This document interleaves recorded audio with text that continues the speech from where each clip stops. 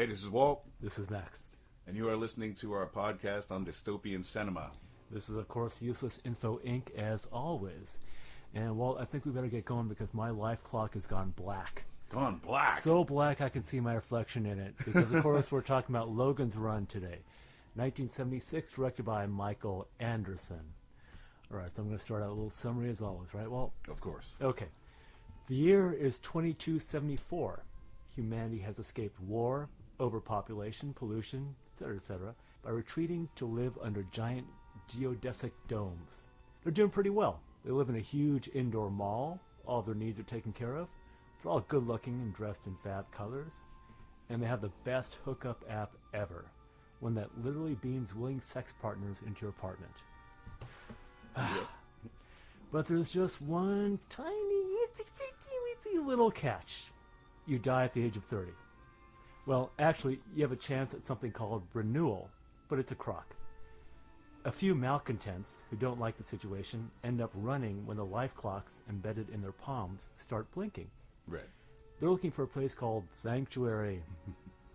Enter Logan 5, a Sandman. He tracks down and puts runners to sleep.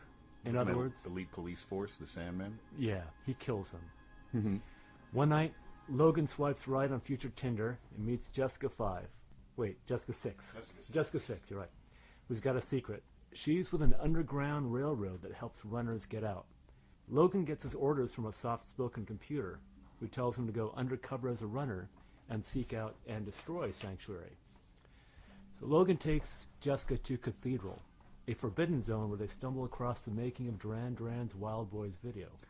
Wild Boys? Isn't that what it was? Yeah. Logan gets them out of the bad situation thanks to his adamantium skeleton and razor-sharp claws. Wrong movie. Sorry, wrong Logan. Here, he also proves his intentions to Jessica by letting a runner live. Now, the trail to Sanctuary leads through a new U-shop, where Logan almost gets his vitals rearranged by a plastic surgery laser. We also briefly meet Farrah Fawcett Majors, who's only in this movie because of a poster. Exactly. True story. Look it up. Then Logan and Jessica have to face the horrors of the love shop, where they suffer the perils of moving in slow motion while hot, naked people try to have sex with them. They walk through this wild mist that's supposed to get them high. I would never get out alive. On the other side, they find themselves surrounded by people wielding glow sticks. But it's not a rave. It's the underground. It basically blows smoke at you in your face. Yeah. People who help runners get to Sanctuary.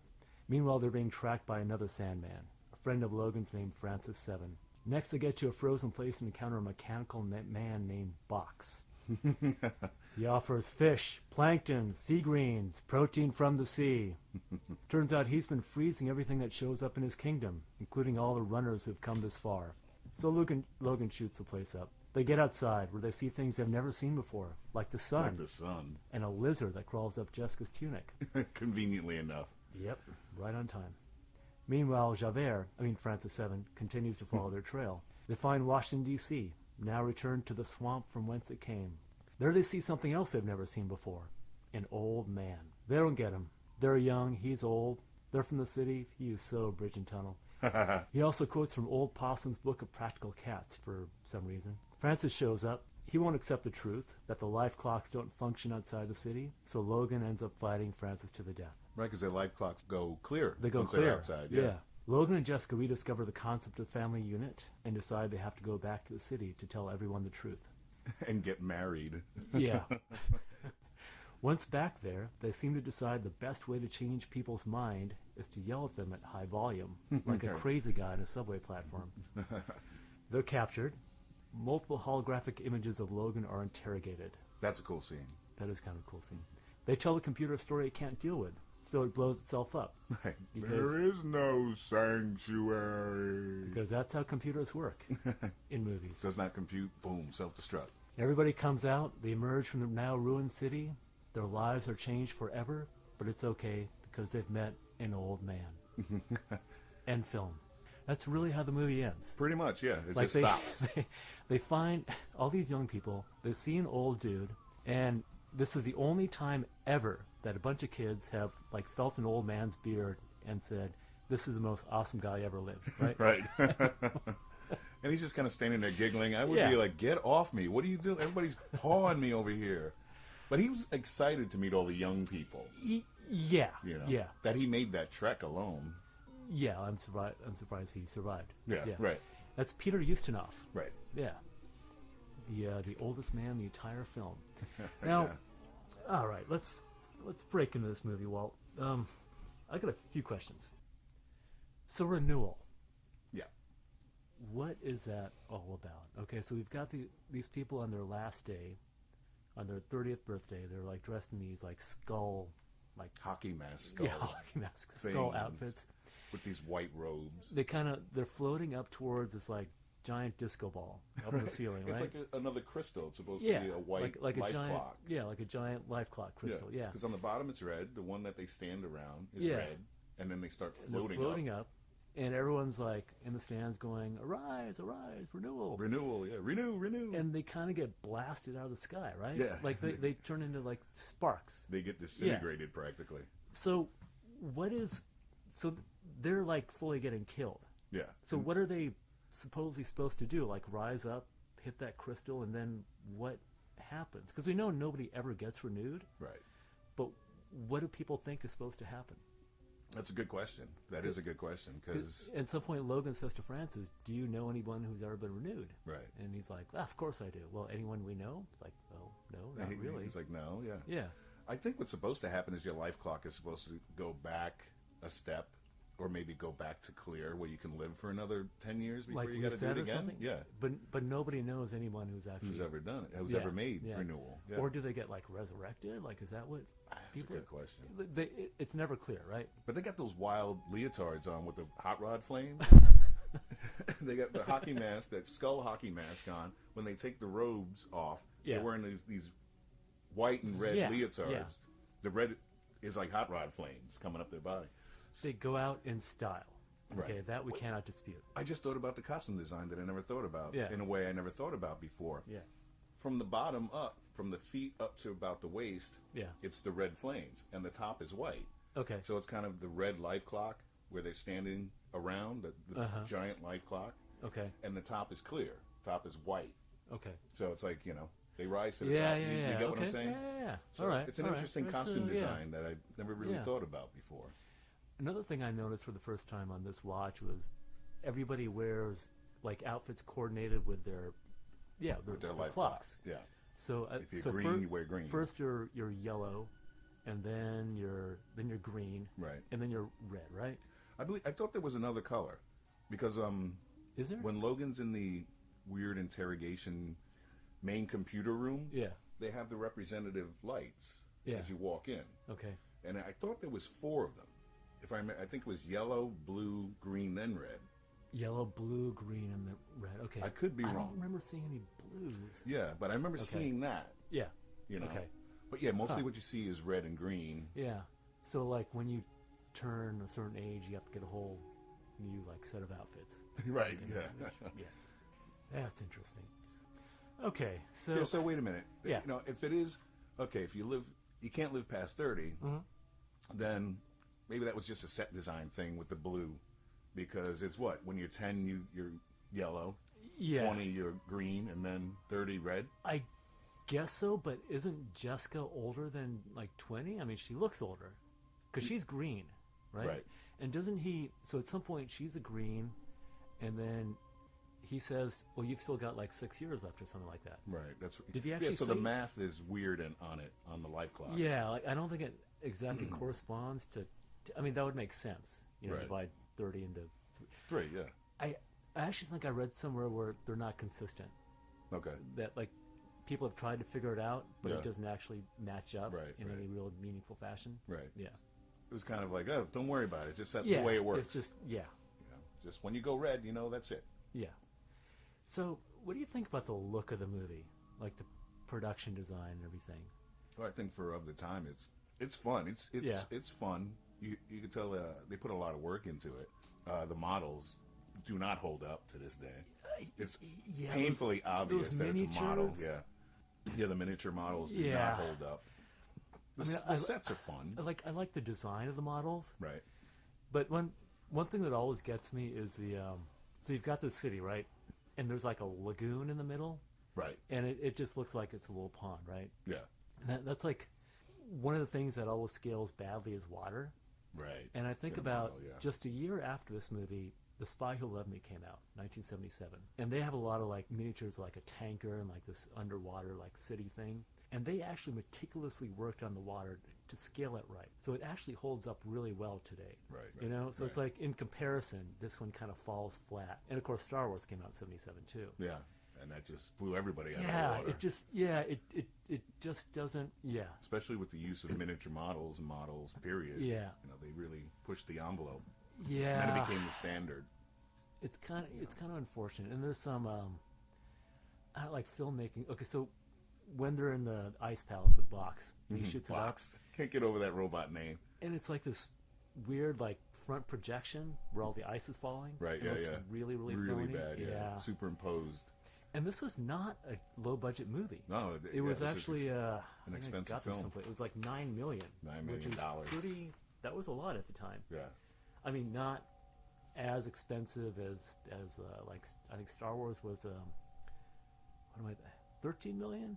Does that sound right? Something. It got me on that. It was one. more, but not much more. Right. Yeah. But back then, it's a lot of money to make a movie. It was. Yeah, exactly. I mean, nowadays, an independent feature will cost as much, like $9 million. Easily. Everybody says, "That was made for nothing." You know, $9 million ain't nothing to me. I don't know. Yeah. $9 million is a lot of money for me. Okay, I got $9 in my wallet right now. All right, another question I got. Surrogation. Okay.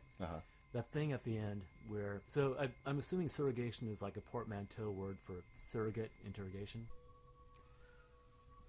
So it's like these multiple like holographic images of him, right? Mm-hmm. And what is supposed to be going on? Like, does it... Like, how do you read that whole thing? When you... like the parts of his personality or something, or like his consciousness, or which scene are we talking about? Where the computer's him? It's almost like it's reading his mind is what I got. Yeah. And you got these like, because he's not speaking, it's just on that image where it's turning around, and it's almost like they're trying to read his mind. He's actually telling the truth. He is telling the truth. He's not trying to lie. No, he's not hiding anything. He's saying there is no sanctuary. Like he's drunk. Old man. Right? No sanctuary. But that's such a cool scene for me because it's so odd. From what I understand from the commentary on this is that this is one of the first movies that used like holograms. Okay. Yeah, and the director he commented that it looks really cool like when they're doing it, but of course when you project a hologram on a movie, it's just like a 2D thing. Yeah, right. And so he said that Star Wars did a year later. They just had a projection, but it looks just as good. It looked better, actually. Yeah, exactly. He was just two-tone. He was like green and red. Yeah. And the head spinning around.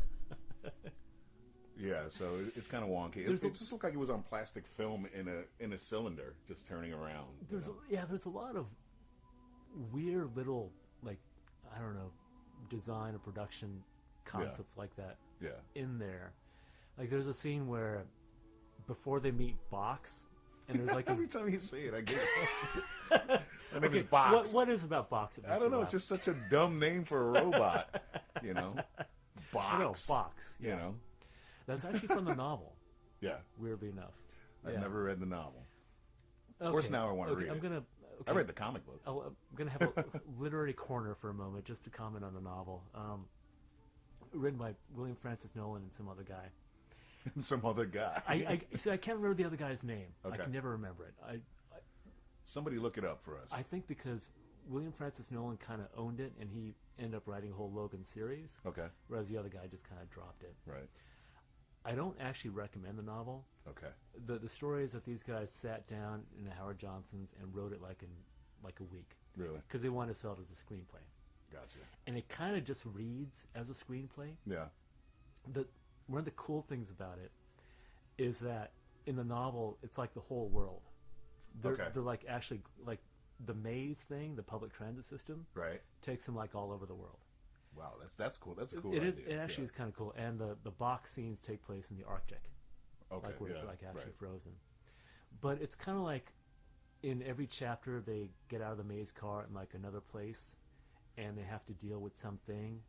and like escape, and they get back in the maze car, and another chapter like it's like really episodic. Okay, yeah, a little like this, but more so. Right.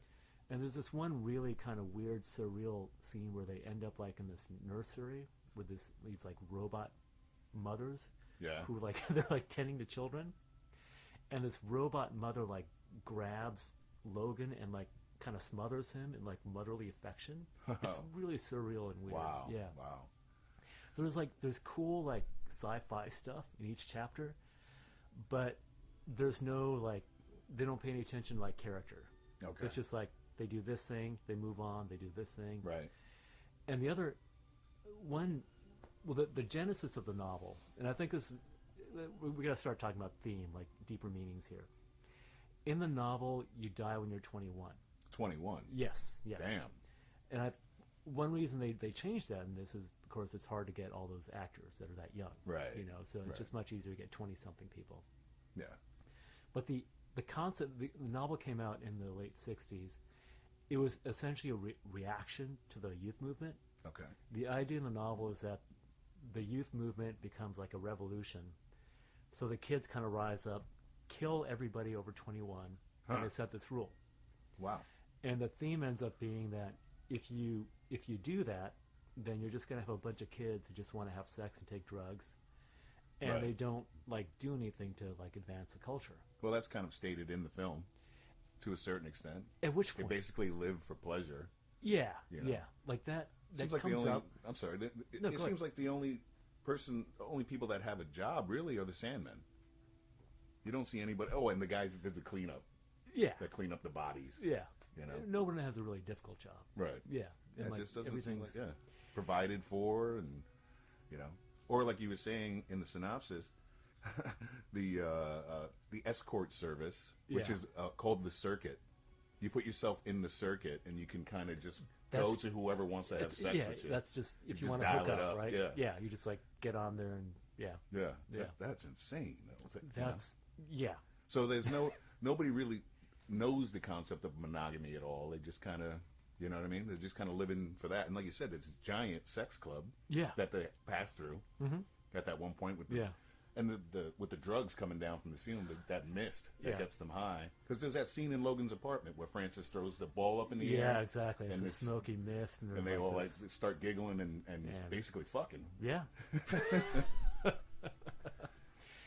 What a life. Yeah, and I think in terms of in the novel, that's pretty much it. Just that whole idea that the youth aren't going to do anything like of value. And I mean, not to critique anyone who's under 21, but when you and I were under 21, we didn't do anything of value. We just wanted to fuck and drink, get drunk, like, and get party, high. right? Yeah. I never did anything of value until I was like 39. Right. The only reason why I held down a job was because I needed money to get drunk and high and and meet girls. You know? So they change it up in the movie and make it 30. The way I think that the theme is, it actually has kind of like a traditionalist like family values message. Okay. Right. Yeah. Well, so ultimately, yeah. Ultimately. Okay, so you've got. So let's think of Logan's character arc, right? Like in the beginning, he's a Sandman, and in that scene when he and Francis are tracking down that one runner, he's kind of a sadist. Oh yeah. Right? He was laughing about it, taunting him, they're telling him to run. They're having fun, like making this guy suffer. They had him dead bang a couple of times, and he just kept messing with him. Yeah. Purposely missing. Runner. To make him. Yeah. They made a game out of it. Like you said, sadistic. Yeah. Yeah. And there's no pair bonding. Like you just hook up with people and you move on. Right. You're not raised by a mother and father. And I think you're basically cloned almost. Yeah, you're basically cloned. Yeah. And that's why they're numbered. Their names are numbered. He's the fifth of Logan. Exactly. The fifth Logan. Yeah. That's been reproduced by and they even say it at one point where basically they donate their sperm. Right. Yeah. And they use the sperm to make another Logan or another Francis. And I think the first scene, he kind of has an interest in the next Logan. Yeah, he's almost acting fatherly for a second. And Francis is like, "What's wrong with you?" Yeah. And then he's tapping on the window like a newborn, a new dad would. which seems to be kind of like a foreshadowing of like where he's going to go, right? Right. Because he gets interested in that kind of thing. Right. And then they say something about like, well, do you want to meet the birth mother? And Logan's like, I'm not sick. Right. What am I, a perv? Yeah, exactly. Ew, no. And then even Why would I want to do that? Even Jessica says about the Cubs, they're raised without any, parents or something. Of course they're gone like all like, wild and like Lord of the Flies. Lord of the Flies, or like the Lost Boys almost. About Peter Pan's Lost Boys. But then Logan and Jessica, they start kind of being on the move together. And the way I kind of see it is that through this process of they have to kind of trust each other and look out for each other. And through this process, they kind of form this bond, like because they're on the run, they're in this situation. Right. And through that process, they kind of learn human compassion. Right. Yeah. Because after they've gotten out, at some point, Logan says, we have to go back to the city. Yeah. Now, Logan from before would have been just like, whatever, we're good. Yeah. We don't, yeah. Right. But then, because he's gone through this process of kind of like learning to look out for somebody else, we have to go back and help somebody else out. Right. Help these other people out. Right. And we're man and wife now. Right.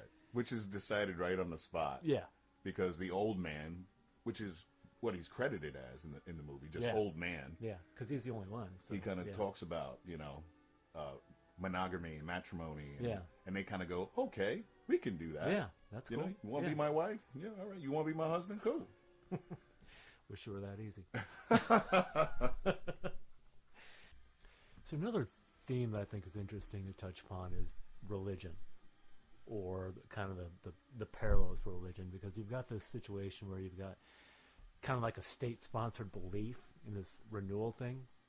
Carousel, yeah. It's very ritualistic, right? Very much so. Yeah, and they basically have faith in this thing, this idea of some sort of afterlife, which turns out to be false. Right? Which might be like some religions. True. I don't know. Hey, organized, Yeah, exactly. Who knows? Yeah. No atheists here, but we're agnostic. We question. There you go. But we're realists. In opposition to that, you've got what is essentially a heretical sect, right? True. Who believe in a concept called sanctuary. Right. Which also turns out to be BS. Right. Because they don't realize that anybody who gets past them ends up being frozen by box. Yeah, once again, by box. Well, what is it about that? Just okay. I don't know. It just makes me giggle. A robot named Box. And he's super goofy looking. Yeah, he looks like a jukebox. Yeah, right. Like weird, like silver paneling. And shit. Yeah. It's all reflective panels, like mirror panels. But then you can see the actor Roscoe Lee Brown, his actual head. Yeah. Like with this weird, I don't know, like helmet silver on. That's just the jaw moves, and there are close-up scenes where you can see his mouth inside the jaw. Yeah. Which is terrible. If they could have put a little more thought into Box. You would hope to come up with a cooler robot design. This was like 1976. Yeah. It almost seems like an afterthought. Like, man, we need a robot. What are we gonna do? Yeah. We'll put this guy in a box. Yeah. And give him, accordion arms. Yeah, like they could have dragged out the robot from Lost in Space. That would have been right. Robbie the Robot would have been better. Box is a bad name. It's true. Yeah. Mm-hmm. So they have this faith, even though it's also hollow, right? Right. So it's interesting the contrast between the two. In the meanwhile, you've got Logan and Jessica who are questioning the faith, right? At least the official faith, and Francis, who holds on to the faith till the very end. Yeah. Because his dying words are, "I'm renewed," right? Yeah. Like he doesn't. He sort of the thing that happens to him, he puts in the frame of the faith that he already knows. He doesn't know anything else. He doesn't know anything else, yeah. And he doesn't want to believe anything else. He doesn't want to. He's just so stuck in there. Yeah, even though it's kind of coming to light that all of this is bullshit. Yeah. We kind of been duped here. Yeah. I mean, it's like you go outside and you see the sun and all this kind of stuff, and you still believe in all that. Yeah. Yeah, because he had the same reaction that Logan and Jessica did. Mm-hmm. Like, what is that? Yeah. Whatever it is, it's warm. Yeah. Which is pretty wild. Yeah. So I thought that was kind of interesting. Yeah, and that's the other scene where they see the Lincoln Memorial. Yeah. And they're looking at it, and they can't make that out either. Yeah. Till Logan says, that's what it must look like to be old. Yeah. They say this about Lincoln at the Lincoln Memorial, and it's all covered in vines. Mm-hmm. You know, ivy. That stuff was kind of cool. I thought. Like I always liked that. Yeah, that looked better. I always liked that. Yeah. In dystopian films, when you see landmarks and memorials and monuments, you know, aged, and either withstanding the test of time or decayed. Yeah. That's always great. Yeah. Yeah, no, that was cool. All right, now we're going to come to a segment I call Max's Bits. Max's Bits. No touching, parentheses. All right, first thing I want to mention, this is just kind of, it's a personal reflection on how dumb I was as a kid. Because I basically got all my knowledge from movies. Okay. Right? I think we all did. We all did to a certain extent, yeah. So the Ankh, right? Yeah. That little symbol, and that's like the thing that would get them. Yeah, the Egyptian Ankh, symbol for life. But when I saw this movie when I was a kid, I thought that they made up that thing for the movie. Like I didn't. Yeah. And the thing is, I should have known better, because I grew up in a suburb, but the only cultural thing that we had in our town was actually an Egyptian museum. Oh, wow. So you had no excuse. And of course, like, that's the one place we went on a field trip, like, every school year, right? Right. So I should have known hieroglyphics and known that the Ankh was like an actual thing. Right. What's even sadder is that this has kind of happened recently. Oh, yeah. So, you know how in Captain America, they've got the Tesseract? Yeah, the Tesseract. I thought they made that up, that was a thing made up. Wow. I didn't.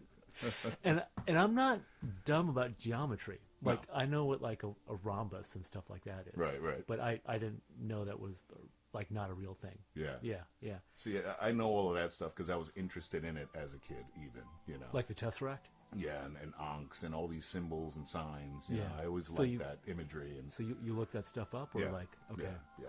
And it actually just happened to me with the new Star Trek TV show. Oh, yeah. Because they have this alien creature that they call the tardigrade. Uh-huh. You know what that is? No, I do not. Okay, because I just thought it was like an alien thing, right? Like tardigrade was just like, you know, Horta or something like that. They just, you know, it's a thing that this is called, but that's like an actual thing that exists. It's like a weird little bug or something. A weird little bug. Yeah, a tardigrade. Yeah. Okay. Yeah. Where does this bug live? And it's a thing that can live in outer space. Okay. I mean, not that they stuck it in outer space. Right. But for some reason. Well, how'd they find that out, though? They must have shipped it in, you know. Right. I mean, they must have shot it into space at yeah, one you point would or think another. so, right? Yeah. Yeah. So, but I didn't realize that until I actually looked it up. And instead of like all the Star Trek stuff coming up, like actual biological pages came up. Yeah. Ah. So it's just a lesson of how I don't live beyond like movies and TV. It's a lesson to you kids to not do that. Hey, be smart, read a book. At least you looked it up afterwards. I did look it up afterwards, yes. So another little bit I want to comment on. So our last session was Soylent Green, right? Yes. Which was written by a man named Stanley Greenberg. And Logan's run script, it went through a number of drafts, and he worked on one of them. And he actually came up with the idea of carousel. Ah. And I'm wondering if he came up with the idea of the protein from the sea. Right, as kind of a nod to Soylent Green. Yeah, exactly, yeah. Protein from the sea, plankton and protein from the sea. So if they're no longer getting that, what are people living off? I made the assumption that they're eating people, kind of, because you see all of those people frozen. Yeah, because he says the fish and the plankton stop. They stop coming. So he started freezing people that were trying to get out of there. Another possible Soylent Green connection, right? Yeah, right. Yeah. We're listening to music right now. This is a score by Jerry Goldsmith, who, my impression at the time was that if you couldn't get John Williams, you'd get Jerry Goldsmith, right? Right, yeah. But I thought he was an amazing composer. Yeah. You know, like a lot of the music really fits with this movie. You get that future kind of feel because it's odd and at points. It's very symphonic at points, but then also kind of odd and very robotic. You know, where you have the kind of wonky keyboard going on, and you know, very electronic sounding. He does this cool thing where in most of the city scenes, he's doing that electronic thing. Yeah. But then when they go outside into nature, then it gets kind of symphonic. Yeah. It's very beepy bloopy, so to speak, in when they're under the dome, you know, so to speak. which I thought was pretty cool. Yeah. Yeah. Yeah. Those are my bits. Okay. You got any bits? Max's bits. We need a theme song. Attack. Not that one. I don't know. I kind of like it. All right. So one of my bits is our main actor, Michael York, was on the show Manimal. Do you remember Manimal? No way. Yes, he no was. Way. Wait, was he Manimal? No. Okay. But Was he? No, wait a minute. I'm mixing him up with Simon McCorkindale. That's who I'm mixing him up with. Okay, so was he on Manimal? No. He was not. I just mixed it up. So okay, all right. That's my fucked up bit. Is there going to be like a fuck up section? Yeah, okay. I guess I'm starting So that. when was Manimal on? That was on in the 70s. It was It a was television on show in the 70s? 70s. Okay. But yeah, I think I mixed him up with Simon McCorkindale. And who was he? I don't remember him. He was Manimal. And what else? But I thought it was Michael York there. But Jessica, the actor that plays Jessica, Jenny Agutter? yeah, Something? Jenny Agutter. Yeah. It looks like the way it's spelled, Yeah. it's like Aguta. Jenny Agutter. Yeah. Aguta. Something like that. Yeah. Because you don't want to say Agutter. Yeah. It's Aguta. Yeah. She was in American Werewolf in London. That's right. She was like the nurse or something, right? Yeah. Yeah, she Yeah, was. that's right. Yeah. So- Oh man, she's so hot. That was a bit too. Sorry. Yeah. Yeah. Don't you love the scene where Logan's like, "Oh my God, we have to get out of these wet clothes so people can see your boobs now." Yeah, I know. And then they get right back into them. Yeah. So that Right. was there for one reason only. Just to get her nude. Exactly. Because yeah. basically he just takes his shirt off. She Yeah. gets butt naked. Yeah, exactly. You yeah. know. Yeah. I'm not complaining too much, but, you know. And then she also showed up in speaking of Captain America again. Mm-hmm. So who was she again? She's like part of the like. The Shield Illuminati. Yeah. Yeah. Yeah. So Yeah. yeah, exactly. Yeah. Yeah. So she showed up here and there throughout the years. Yeah. But it always takes you a second to recognize her. You're used to seeing her very young Exactly. in Yeah. movies like Logan's Run and American Werewolf in London. Mm-hmm. So when I saw her in Captain America, I went, holy shit, that's her. Yeah. And it took me a second. You She's know? still looking good. Yeah, she's aging very well. Yeah, absolutely, man. Michael York, I remember him mostly from Cabaret, the movie version. Really? Directed by- I never bothered with that shit. Cabaret. This may be outside of your wheelhouse, Walt. It really is. You know, I got a Yes, small wheelhouse. I got a wheel shack. It's not even a house. A wheel shed. Yeah, he I think it was Bob Fosse directed, but yeah, he played yeah. Wow. Yeah, exactly. And side note, like you were saying, we got the soundtrack going. Mm-hmm. This is the interrogation scene, which is so intense and almost abrasive. Yeah. It's just hitting keys. Mm-hmm. Just hitting keys, you know. I like what Jerry Goldsmith does. Yeah. I mean, I think he did a great score for Planet of the Apes. Oh, yeah. Yeah. And that was really, really innovative. And, of course, the score for The Omen The Omen, is yes. one of the all-time best horror movie scores ever. Yeah. It's Yeah. amazing. And he also came up with the Star Trek Next Generation theme because he scored motion picture. Right, that's right. Yeah. That's right, yeah. I think he's underrated. I think I read someplace where he's been nominated for Academy Awards like 20 times or something, but he only won once. And it was Something for, do you remember what it was for? I don't remember what it was for, but it's like every single year he was up against John Williams, and John Williams won. Oh, wow. Basically. Something like Yeah. that. Yeah, he just seems underrated to me. Well, we're definitely showing some love for him here. Exactly. So what else you got, Walt? I don't know. I might be out of bits. You're out of bits? How come you're out of bits? Oh, I think that they really had to include the plastic surgery scene with the new you, because it really kind of took off around that time in the 70s. Where people were always talking about plastic surgery. Mm-hmm. It's a cool little commentary on that. Yeah. Yeah. It does show up in the novel. Okay. Yeah. Yeah. But I mean, I think they, for the reasons that you're stating, that's why they decided to have it in there. Right. Yeah. And it's funny that you have Farrah Fawcett there in the plastic surgery, office, if you could even call it that. Man, it's more can like a she butcher act. shop. I know, right? She can act.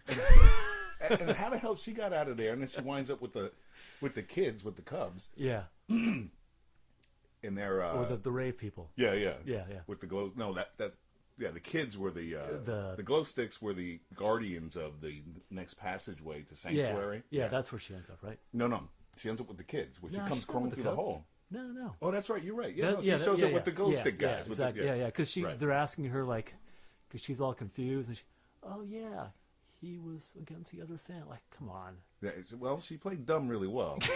Unfortunately, I don't know, but that hair. Whoa, that hair. That is some hair.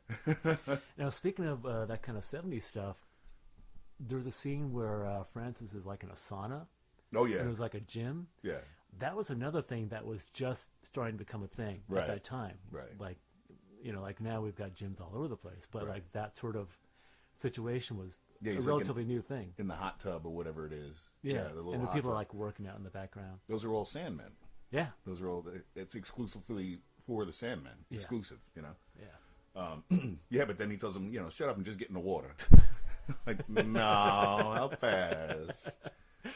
Which is it's an interesting thing there, because it's almost like it's like a triangle almost, because the two most significant relationships are Jessica and Logan and Francis, Right?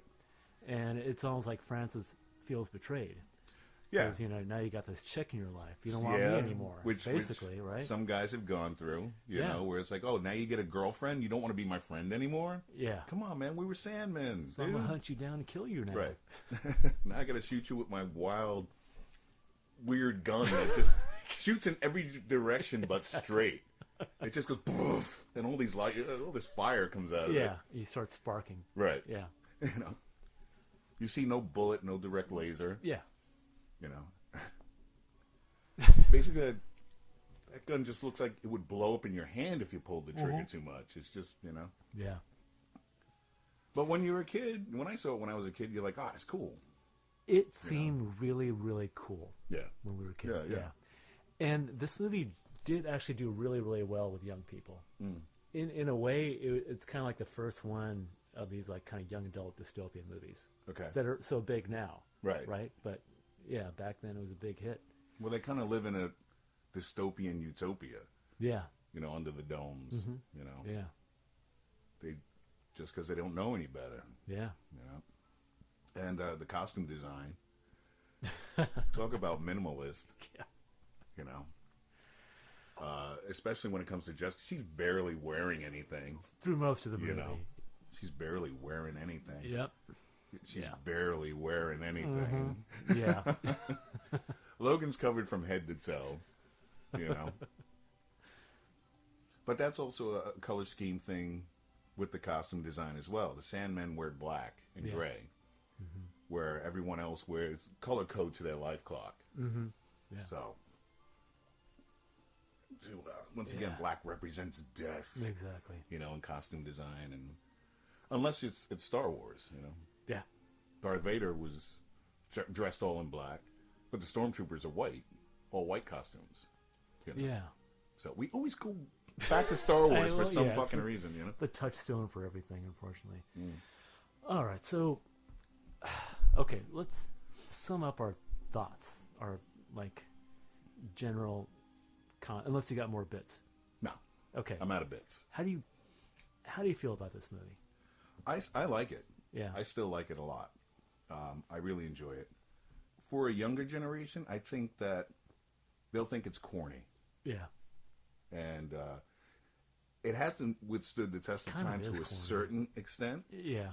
I mean, the effects and what have you. And I think the statements the movie is trying to make are great. Okay. Like, specifically, which ones? Well, like we were talking about the youth of today or the youth of the day. Yeah. Or any day. I mean, it still applies, right? Right. And the value of age and wisdom as opposed to the frivolity of youth. Yeah. Frivolity, that's good. That's a word, right? That's actually it is. Okay, it is a fine use of that word in this context. Frivolity. Say it again. That's the word of the cast. That's my bit. Fuck it. So no, I enjoy it. It makes some good statements. Yeah. In my mind. But I really don't think someone that's in their 20s now watching this, unless maybe they are into the genre, or a little bit more intelligent about cinema, I don't think they're going to enjoy it. Okay.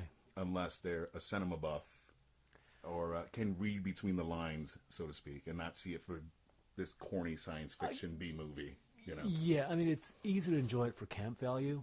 Right. I mean, I really liked this movie when I was a kid. We used to play Sandman and Runner when we were kids. You too? Know? Yeah. Yeah, see? Yeah. Yeah. We're the Sandmen. You guys are the runners. You know? Yeah, it was a big deal back then. Yeah. Yeah. I mean, it spawned comic books. It spawned a television show. You remember that TV show? Yeah. Yeah. With that wonky robot? Like another wonky robot. One step below Box. Right. Yeah. What was his name? Cylinder? Tube. I'm Tube. And that was short-lived, I seem to recall. Like, really bad. It did not last. Yeah, it was, yeah. But I think because Battlestar Galactica was successful. Yeah, that's right. That time, it was they around said, the hey, same we time. can do Logan's Run, too. Yeah. Battlestar Galactica. Say that faster. Yeah. That was doing really well. And especially with kids, so they figured, you know, there's another property that we can turn into a TV show, a science fiction TV show.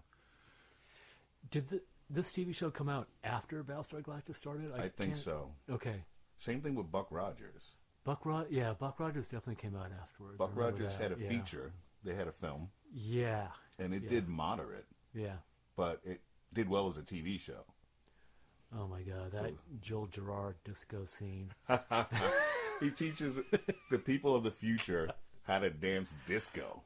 Disco dance. Yeah, that is a keeper. White satin pants. It is so worth it just to watch that one scene. Yeah. White satin tights, actually. Yeah.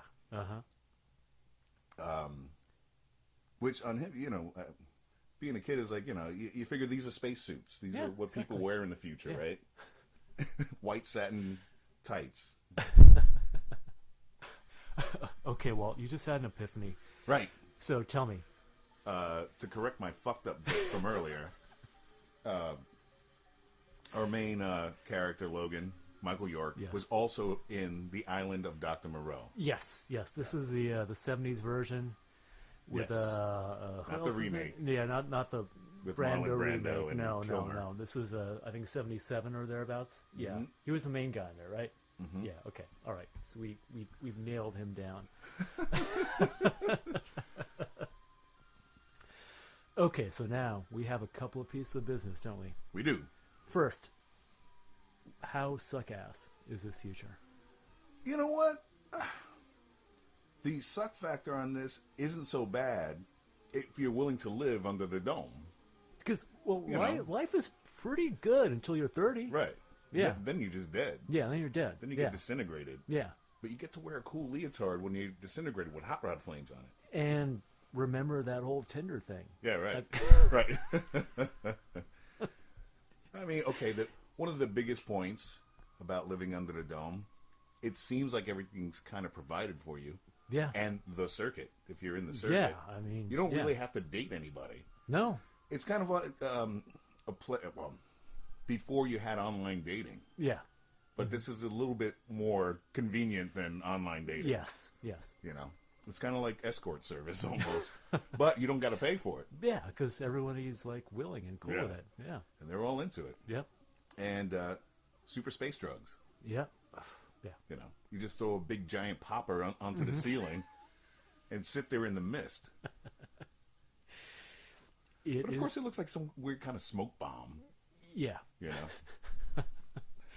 It looks pretty good, but it's one of those trade-off things, you know. Would you rather live in a really like easy, luxurious, awesome life yes and die at 30? Fuck it. Or yeah, I know, right? No, I'm joking. Of course not. I mean, if you find out that you can live past 30, of course you're going to want to say, well, yeah, all right, I want to live a little longer. Yeah. Let me hit 35 maybe. So on the scale from 1 to 10, where would you put this one? I'd say maybe 6. It's maybe a 6. Okay. That sucks. And at the end, the dome blows up. Yes. Because, where it's like, okay, did they live or not? What happened? Because the computer did something. And did something that... And so now, wait a minute. So if they made it out, or whoever made it out to see the old man... Now, see, that's another one of those... just to go back for a minute, I just feel like the ending was underwritten. Underwritten? It wasn't written at all, basically. Because, okay. It just ends. In the old Star Trek, right, Captain Kirk takes on a freaking supercomputer, right, and he will give it some sort of logical conundrum, which right, blows it up, right, which is pretty badass. Yeah. But Logan doesn't even do that much. No, he just tells the truth. And blows the and whole system up. Yeah. So I feel like I kind of get why they wanted that ending, right, but they didn't do the work for it. No. You know, I think the writer's just like, okay, we need this thing to blow up, so blah, blah, blah. We need an explosion. Holograms. Again. Right. But old man, blah, blah, blah. Explosions. Right. Yeah, you know? There is no sanctuary. Like, do some work. Yeah. Yeah, it was disappointing to me. I mean, you see a group of the younger people come out to meet the old man, like we said. Yeah, a lot and of then all of a sudden the dome explodes. Yeah. One of the domes goes up. Yeah. And then it ends like a Three Stooges sketch. It's just like the end. Yeah. You know? Yeah. So you don't know exactly what's going to happen, or... I mean, presumably they're all going to live outside, and the old man is going to teach them how to do it. Like, how to survive in the outside world. You know, that's... What kind of rebellion is that going to be by maybe 6 hours later? Yeah. Wait a minute. No, I didn't sign up for this. Yeah. There's no circuit? I got to go where? What? There's this thing called the sun? Yeah. It burns. It burns. Oh, man. Yeah. So I'd say ignorance is bliss in this movie. It is, yeah. You know, because they don't know any better, et cetera, et cetera. And they're kind of leading happy lives. They are. You know, not for want of anything. Mm-hmm. You know, I mean, in Star Trek, I love the premise of you work just to better yourself. Everything's still provided for you. Yeah. But you work to better yourself. That's a great concept. Yeah. You know, and everybody gets along, and that's why they're going out to the furthest reaches of space, just to say, hey, what's up? You know, we want to learn about you and your cultures, and you know, et cetera, and who you are, and this is what we got going on. But still, 9 times out of 10, they wind up fighting with somebody. You know, so basically in Star Trek, they go out into space to look for a fight. We're bored, man. you have proven the maxim that two people can't talk about geek shit without referencing Star Wars and Star Trek. Yeah. There's no way. It's not possible. I'm going to give it a 4. You give it a 4. Because it is kind of cool. Yeah. Kind of awesome. Yeah. And if you don't know that you can still have a life. I mean, when I was in my 20s, I didn't think there was life after 30. Basically, I'm just like, you know, when you're 30, then you're a freaking old man. Right. You got nothing. You know, so ignorance is bliss. I had that stupid rock star thing. I'm not going to live past 30 yeah, anyway. Exactly. I could have. Meanwhile, hit 30, I'm like, yeah, I want to live. Yeah, exactly. You know, yeah. I'm not going out like that. Yeah. Okay, so now we got one other piece of business, right? Well, do you have the ceremonial coin? Yes, I do. Whose turn is it to toss? Wasn't it your turn last? Did I do it last time? I believe... No. Wait. You picked Soylent. I picked Logan's Run, too. You picked Logan. Yeah, you won the last 2 coin tosses. Yes. Here, you do it. So I should... Okay. You do it. Okay. You do the toss. Okay, call it. Heads. Doesn't count. It's heads. It's heads? It's heads. It's your choice. All right. Shit. Well, I'm torn between 2. Okay. So let's do another coin toss. Okay, and so I won't say which it is. Okay, so this will determine which one. Which one I pick. So are you going to, in your own head, decide which one is heads, which one is tails? Yep. Okay, you want me to flip it? Yeah. Okay. This is a whole other element that I didn't expect here. It's heads. Blade Runner. Okay. Blade Wow, Runner. wow, that's a big one. All right, okay. All right, we're doing this. Yeah. Excellent, cool. Okay, so I got just one more thing to say. This is our final podcast for the year 2017 because we only got a couple of days left in this year. So even though we talk dystopian films and the future sucks, let's just hope that 2018 is a better year than this one. Right? Absolutely, I agree 100%. Yes. Okay, brothers. Good talking to you people. And we will talk to you again in 2018. Stay safe out there. Remember, Future sucks. Future sucks. But we can't change it. Yep.